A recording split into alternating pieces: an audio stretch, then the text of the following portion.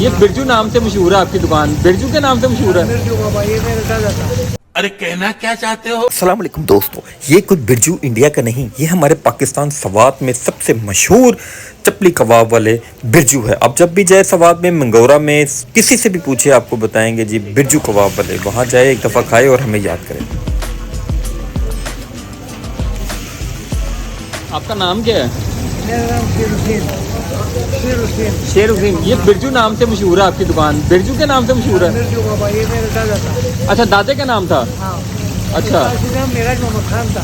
ठीक है, हाँ, मिर्जू के नाम से मशहूर है। ठीक है। अब उसके नाम से आप चला रहे हैं माशाल्लाह, हाँ जी, हाँ। गुड हो गया। तो ये आपको सेक नहीं लगता? गरम गरम आते अंदर डाल रहे हैं आप। ये वाह जी वाह, बहुत शुक्रिया जी आपका। अच्छा जी।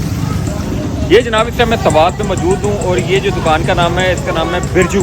कैसा इंग्लिश फिल्म, इंडियन फिल्मों में आपने सुना होगा बिरजू। इनके जो है ना वो दादे का नाम था, उसके बाद इनमें शिफ्ट हुआ, अब ये चला रहे हो। ये बाज़ार के अंदर अब बड़ी दूर दूर से लोग इनके पास खाने के लिए आते हैं। यहाँ पे बहुत रश लगा रहता है, फैमिली अलग है और जेंट्स का सिस्टम अलग बना हुआ है।